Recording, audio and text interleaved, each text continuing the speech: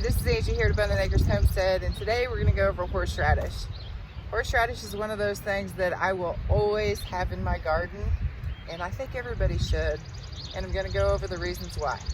So I have horseradish already growing in this bucket, but I put this in this bucket a few years ago, and as you can see, there's not much dirt left. So while I do that, I'm just going to go ahead and talk about horseradish.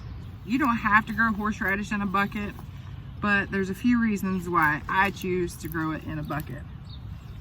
First and foremost is we have really thick, heavy clay soil, and well, let's go into the horseradish itself. So the reason you go horseradish is for the root, and the root system of a horseradish, I'll be able to pull it up here in just a second and show you, hopefully. Oh, it's down there good. Okay, you can't see it very good on this particular one, but see how deep of a taproot this horseradish has? Well, what this will do is all these little side shoots, this will grow thicker, this will grow thicker, and it goes way down into the ground. Now, if you have clay soil, you understand what it's like to try to dig anything out of clay soil. It's almost impossible. So one of the reasons I grow in the bucket is just because how the plant grows. There's no way I would ever be able to pull this out of clay soil. And if I did, it's going to take a lot of work. So horseradish likes to put a lot of roots out, and the root system is actually what we're harvesting. So I want the root to be pretty happy where it's at, and it's not going to be happy in clay soil, which is another reason why I prefer to grow it in buckets.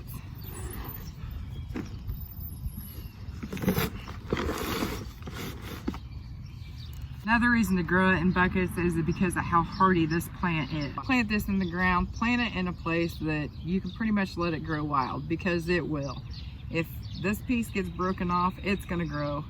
If I was to break this much of it off, this would continue to grow. So if you are trying to dig this out and you break a piece of the root off, it's gonna continue to grow. That's why some people call it invasive. I don't really like the term invasive, because to me, invasive implies something that you don't really want. And for me, if you're putting it in the garden, obviously it's something you want. So I don't like to call anything that I'm putting in my garden invasive unless it's something that I didn't put there and I don't want there. I need to get some more soil in here so I can get these planted up.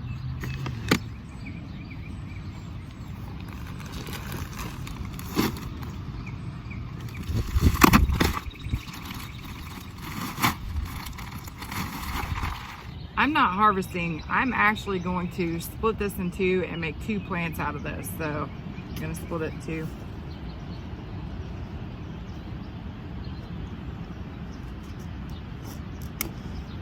And you can actually plant store-bought horseradish, and most of the time it'll grow. So if you don't have a plant and you don't have a way to get any, check your groceries. When you go to actually plant horseradish, you want at least this much root. Obviously, I probably should have done it when it was dormant, but I didn't get a chance to, so we're just gonna make the best of it. But when you plant it, you want to plant it at like a 45-degree angle. So it doesn't go straight in like this. You wanna plant it at a 45-degree angle.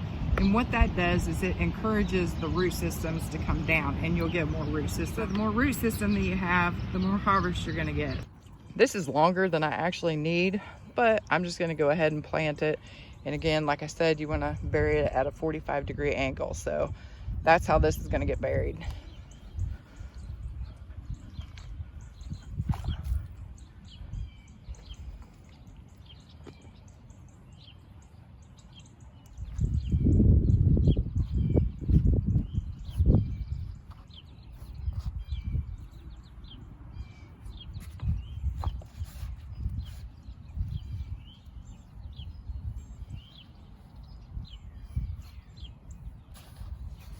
Another reason I like having horseradish in buckets is because it makes an amazing trap plant.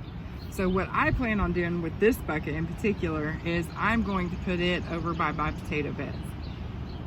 So for those of you that don't know what a trap plant is actually a plant that you plant specifically to attract certain type of bugs. One of the reasons I love using horseradish as a trap plant is because in our area, some of the biggest pests that we have to deal with is flea beetles, cabbage worms, and aphids. And guess who attracts all three of those? We've actually used this and it works. We had some pests come in and they just came in at the horseradish and they demolished it, literally ate every leaf off of it. It was so bad. But what I was able to do is just take the entire bucket, horseradish, everything, and took it outside of my garden so that they weren't able to spread around the garden. They were just on the horseradish. And the great thing about it is even after they destroyed it, I just cut all of the leaves off and the leaves came right back. So no harm, no foul. A couple bonus reasons why you should have horseradish in your garden. One, you can actually use this as a chop and drop, almost like a comfrey. So I could cut these leaves, well, not these because they're not growing yet, but later on in the season, I could actually just cut these leaves off and use them as a mulch around some of my plants, or I could just throw it straight into the compost and it is going to just benefit my compost even more. Another reason to have this in your garden is because you can make a horseradish tea that will help your plants.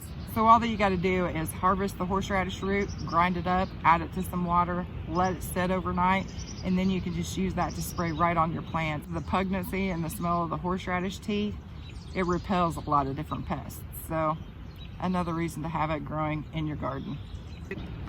So I'm just using cheap buckets that I got from Walmart. I think they were like $5-6, something like that.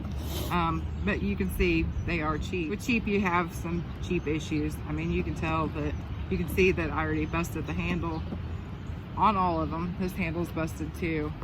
And with them sitting outside, they kind of deteriorate. So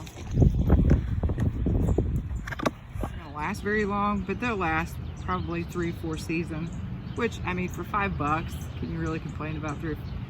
And all that I've done is I drilled holes in the bottom of it, drilled holes on the side of this one as well, because I plan on putting this straight onto the dirt. One problem that you might have if you just drill on the bottom, if you're putting it straight on dirt, sometimes it can almost like seal to the dirt, so then there's no way for the water to escape. But if you put little tiny pinholes around the edges on the bottom here, the water's still able to seep out. So if you're going to be using cheap buckets or flat buckets, that's another way to do it. If you're putting it up somewhere where it's not going to have a drainage problem, just some drain holes on the bottom will work. But like I said, if you're sitting on the ground like I plan on it, you might want to put some weep holes right here on the bottom. Now I'm going to water these in really good, and I will continue to water these for a few weeks just to make sure that they're good and rooted in and growing well. But other than that, that's all it takes to grow horseradish.